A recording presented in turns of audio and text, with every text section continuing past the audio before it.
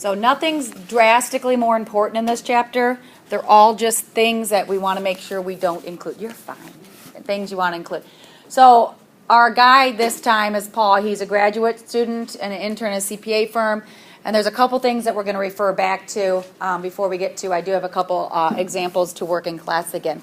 So they're going to give Paul a $1,500 bonus when he agreed to work at the conclusion of his internship. The amount is basically supposed to help with his graduate school expenses.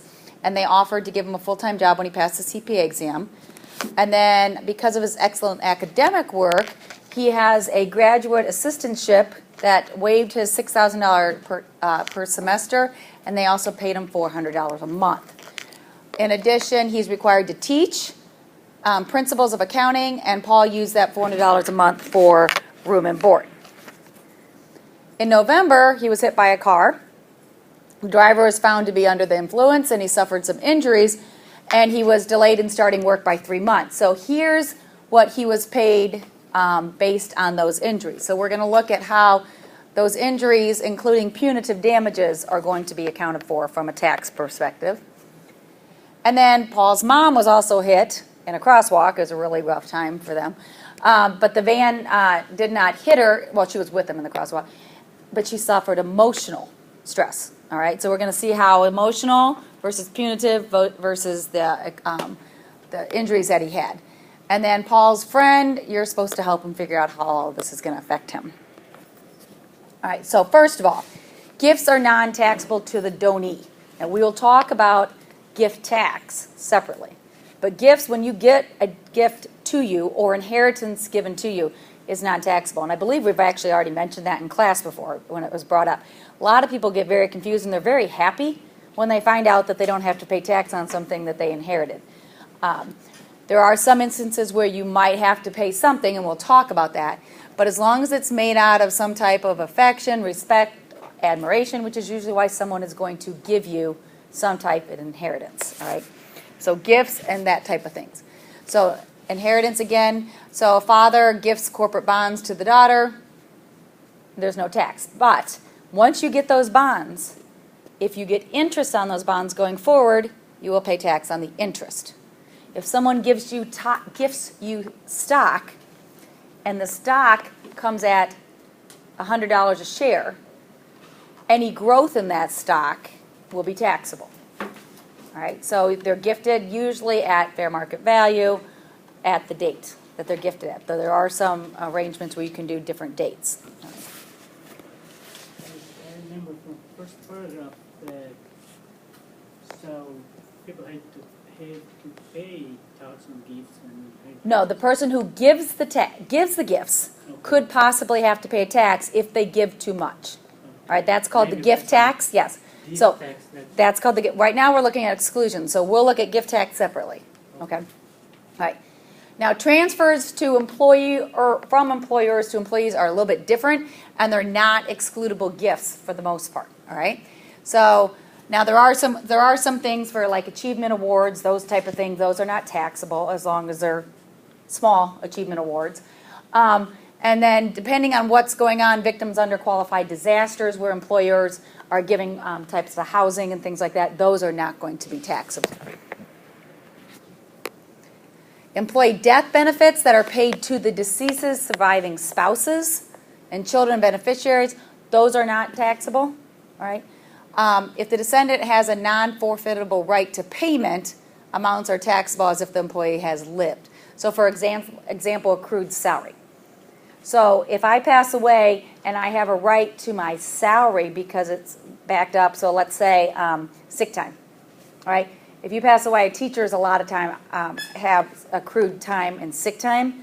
Actually, I do that. I have some of that. Teachers here do. If you had accrued sick time and something happens to me, that sick time will be taxed, all right? But my death benefits, whatever those are, will not be taxed. So there's a difference between wages or accrued, as they call it, for right to payment. My husband has the right to that payment. Whatever I have as my death benefits are different. And everybody here could have things different as death benefits. All right, death benefits may be excluded if they're paid to a spouse or children, all right, not paid to the estate. That's a little bit different. If it's paid to an estate, then the estate is taxed typically. Employer derived no benefit from the payment, and the reason they do that is you're doing it so that the employer cannot take out a death benefit on an employee. The employer cannot benefit from someone in the company passing away. You can see the catch-22 in that, all right? All right. Surviving spouse and children perform most services for the employer, so they're not looking at it like that. Descendant has been fully compensated for services rendered, and payments made pursuant to the board of directors under any general company ruling. All right, so when we looked at this, they paid Paul $1,500 for his summer employment was compensation for his services rather than a gift. All right? Why? Well, the payment was most likely not motivated by generosity because they said, we will pay you this if you did this. All right? So even if the payment was made out of generosity, because the payment was received by the employer, Paul could not exclude the gift. So the way they did it, when an employer does something like that, that's not a gift. Paul did work, and they gave him $1,500. Right? It was more of a bonus. Right? It was not a gift. Right? When I was pregnant, my company gave me like a $400 gift card to Babies R Us. That was a gift. Right? But getting a bonus is not a gift. All right, so life insurance proceeds. So life insurance is different than death benefit. Okay, there is a small difference between the two. So this is paid to the beneficiary because of death of the insured are excluded. So life insurance is excluded. All right, that is excluded every time. Life insurance proceeds serve the same benefit as any type of non-taxable inheritance. So whether I pass away and my life insurance goes to my husband, or I pass away and it's inherited it's the same type of process. It's basically an economic loss suffered by the business. All right. So if anyone carries life insurance through their work, when someone passes, that it's a loss that the company carries by covering that employee. All right. Accelerated death benefits are a little different. The cash gained on surrender value of a life insurance policy is usually excluded if you're terminally ill. So that allows you the benefit of taking accelerated because you know something is going to happen and you can take those benefits to help you pay for medical bills. All right. So that is something different. Chronically ill is limited. If you're chronically ill versus terminally ill, there is a difference. You can use them for long-term care.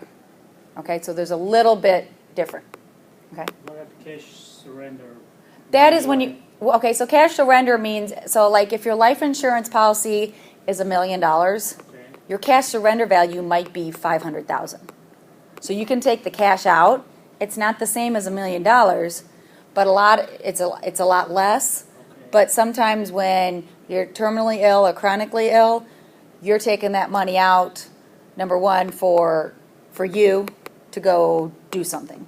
And so a lot of times it just depends on where you are in your life, whether you do that. Life insurance is usually purchased so that the people you're leaving behind can financially be okay.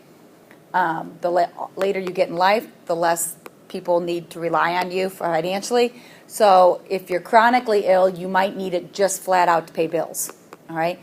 If you're terminally ill and it's not necessarily needed for bills, it might be something where if it's just you and your wife, you guys decide, let's take it.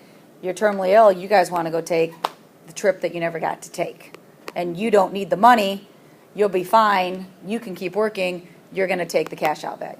In this case, is the insurance continuing or No, stopping? no. If you take the cash out, it's done. Mm-hmm. Life insurance is done. You take the cash surrender value, you're done. Is that based on how much you have paid? It's usually based on how much you paid in versus, yes, there's a cash surrender value.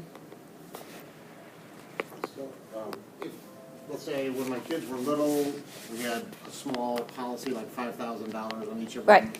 And now they're all well into their 30s, and we would just want to cash those out because You don't need it. Yeah. Right.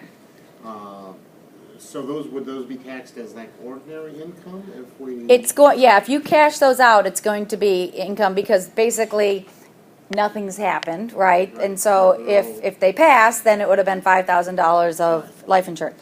But yeah, or inheritance. But right now, it would be a cash surrender, so you would be taking the cash out. So whatever those would be, and it would be considered income.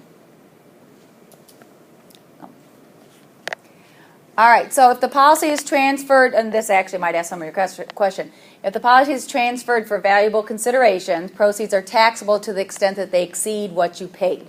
So you need to also look to how much did you pay for the policy. So James, over the last, whatever you paid, which might be kind of hard to figure out, but, over the years, if you paid into the policy $1,000 and the policy is worth $5,000, then you're going to be taxed on $4,000, all right? So it might take a little digging, but it's probably going to be worth trying to figure out what did you pay for the policy. All right. Exceptions for the policy, the insured under the policy, it's a partner of the insured, the partnership is the insured. But you want to look at what the premiums were that you paid into that policy. All right, investment earnings arising from the reinvestment of the life insurance proceeds are generally subject to income tax. So if you take the earnings, that's kind of what I've said with everything else. You take the earnings from whatever you had with a life insurance policy and you reinvest it, you're going to pay tax on the earnings. So anything you get from it, you're going to reinvest it usually, or you might spend it, but you'd have to pay tax on the earnings. All right, scholarships. So typically an exclusion from income tax. All right, we got inheritance, we got death benefits, we got scholarships. All right, so it's paid to or for the benefit of a student, all right, in pursuing a degree. It's non-taxed to the extent that you are actually using it for education.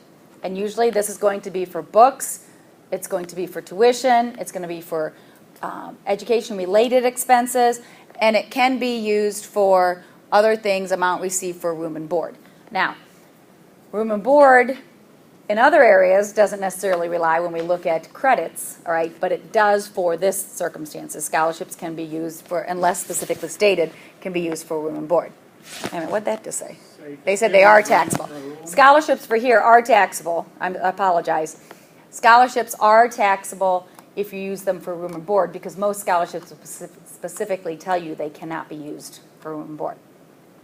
But you will get different things, and I was thinking financial aid in my head. Financial aid can be used, obviously, for room and board. And there will be some other things that we come across that can be used for room and board. But the credits cannot be used for room and board either. The American Lifetime credit that we talk about eventually is a different credit, and the American Opportunity credit. All right, qualified tuition waivers, generally limited to undergraduate waivers, and exceptions for graduate tuition, those are also excluded. So if you get a waiver for those are not included in income. So Paul was paid $400 a month by the university. That is going to be compensation. He taught a class. He was paid for the class. That's compensation. Had nothing to do with any type of wavering. He received an assistantship because of his excellent academic record, but it doesn't matter. The reason he got it is because he's a good teacher. But he still has to claim the wages. I like to think the reason I got this job is because I'm a good teacher, but I still have to claim my wages, right? So, all right, however, his $6,000 graduate tuition reduction is excluded. All right, he got the graduate assistant reduction because he's a grad assistant, right? And grad assistants, that's usually one of your perks of being a grad assistant is that you get the reduction of your tuition.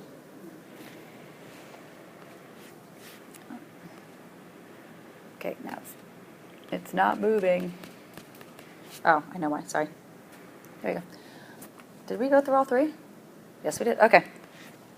All right, damages. This one's always fun. Okay, so we already said Paul was hit by a van and his mom was standing in the crosswalk and was like traumatized. All right, so damages. People, we live in a lawsuit crazy world right now, or at least lawsuit crazy United States. I don't know about other countries, but the United States is lawsuit crazy. So it depends on the harm that we experience, how it is taxable. If you seek loss of income, it's taxable. Anytime you're reimbursed for income that you lost because you couldn't work, because you were in an accident, If you're reimbursed for income, it is almost always, I don't like to say always, almost always taxable, because your income would have been taxable, right? Expenses incurred, not usually. Property destroyed, and then personal injury. So those are what we got to look at. Tax treatment on damages. Loss of income, like I said, generally taxable. Exceptions exist related to some personal injury. So those we'll talk about. Reimbursement for expenses, not income, unless expense was deducted. So I'm going to talk about that, and that we're going to talk about at the very end of tonight too. The one thing you don't want to do is deduct an expense on your taxes like this year and then get reimbursed for it next year. If you think there's any chance you're going to get reimbursed for something, don't deduct it. Because deducting it in this year is not the same, like you don't get 100 to 100 back. If you deduct it this year, you're going to pay more for including the income next year. Okay? Deducting it is not the same as putting it back on. So if you think you're going to get reimbursed, don't deduct it. All right? So unless it was deducted, if the expense was deducted, you have to include it in your income. Property damage is treated as amount received in a sale or exchange. So if your property was damaged and they reimburse you for the property and it's equal, then you don't have to include anything on your income. So you're in a car accident, your car was totaled, your totaled car is worth $25,000, you get $25,000, there's nothing. You're in a car accident, your car is worth $25,000, they give you $30,000, you have $5,000 of income. All right? So the tax payer is real on gain if it exceeds the property's basis of the car. All right? Now, trust me, if you're in court, which you probably are if your car was totaled and something's gone, there's all sorts of ways that gets finagled, so you're getting $25,000 for your car. All right?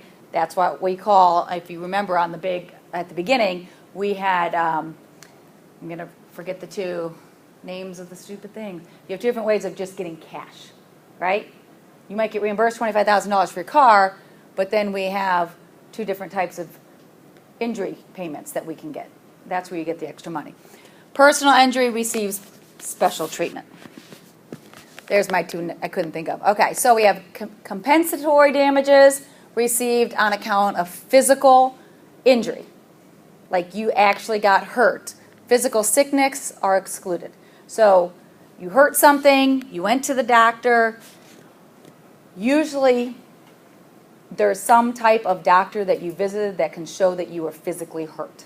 All right? Physically, like damage, like something in your body was hurt. And I don't mean your head. Something in your body was hurt. All right? Then it's going to be excluded. All other are called punitive. So that was the two words I could not come up with in my head. Punitive and compensatory, or compensatory. Compensatory damages are excluded. Punitive are hard. Punitive are, if you listen to some of these court cases that go on, punitive are sometimes the ones that you will hear are compensatory damages are 1.2 million, punitive damages are 20 million. Right? 20 million are taxable. Punitive damages are paid by the person who caused the harm, but they're usually are taxable. Compensatory damages for non-physical injury are also taxable. So when you're looking at things like the car, when you looked at me like, really, I got to pay tax on getting more money for a car, you're going to get $25,000 for your car. And then depending on what else happened, you're going to get the other compensation under either compensatory or punitive damages. So you hear the word pain and suffering. Pain and suffering is punitive damages. Sometimes compensatory, depending on what type of pain and suffering you suffered. You do have to pay taxes on that. Now, pain and suffering, depending on what you pain and suffered, okay? And there can be some true pain and suffering, so I'm not trying to make light of that. Pain and suffering can be compensatory damages up here that are true physical pain and suffering. There are people that have real pain and suffering that is not a physical body, like outside that you can see it's harmed. I was in a car accident and I had trouble with my back for 2 years, and it was called soft tissue injury, right? But I did not pay tax on my damages, okay? Even though it wasn't necessarily anything that anybody but a chiropractor and physical therapist could see, did not pay tax on it, okay? So there is mind and physical damage that can happen that's not outside. But there's also, is it the next picture? No. In 2 slides, I'll talk about more about it. Hang on. All right. So there also is wrongfully incarcerated. This has recently been added to the book because it's happening more and more with DNA testing. All right. Wrongfully incarcerated, those amounts are exempt. If you get, I don't want to call it reimbursement because that's a horrible amount. If you get compensated, that's a better way of saying it, compensated for wrongfully incarcerated, those amounts are exempt from tax. The exclusion amounts to the individual who is convicted but is later exonerated. So only to that individual, all right? Family members are not, if they decide to sue, that is not non-taxable. It's only the person that was incarcerated. Workman's comp, although intended to compensate for loss, is not taxable. So workman's comp is not taxable. Now, it doesn't mean you get workman's comp and you have other pay on there. You still could have taxes, right? But that is not taxable. And then accident and health insurance benefits are purchased by the taxpayer, so me. So like I actually purchased that for the first time on our insurance, and actually everybody over there couldn't believe I didn't already have it, because just to give you a quick, my one son's had 3 hip surgeries, broken his hand 3 times and his foot 3 times. So that's one boy. I have 3. So they're like, you really didn't have that already? Now the hips was not an accident. The other 6 were. So they're like, you could have been like compensated. And that's one boy. The other ones break things too. So I bought it this year. So any income that comes from that is excluded. Okay, so if I buy it to be reimbursed and my kids actually break things through accidents, then that's excluded. It is like Aflac, but it's not. But yes, it's the same thing. It's called Hartford, but it's not as catchy. All right. And then different rules apply if the accident protection was purchased by the employer, but it's not. All right, so let's look at the big picture. This was a slide I said we'd come back to. So Paul received his award for physical injury. As a result, the I hate that word, you know what I mean, are excluded. Okay? So they're excluded. Even the loss of wages is also excluded because it was part of the compensatory damages. All right? The punitive damages, however, he will have to pay taxes on. All right? And that word punitive, man, if you're ever in a lawsuit and they say we're going to give you punitive damages, you just better know right there you're going to pay taxes on that, or anybody else. Punitive, taxes. There's no way around that. Compensatory, usually not taxed, but could potentially. Paul's mother did not suffer any physical injury, therefore she is going to pay tax. Remember what her injury was. She witnessed her son get hit by a car. That's not a true pain and suffering in most people's. Okay. Could it have been a true one? Well, yeah, she could have if something else would have happened. All right. I'm just going to do a quick. So do we have any questions so far? I got some.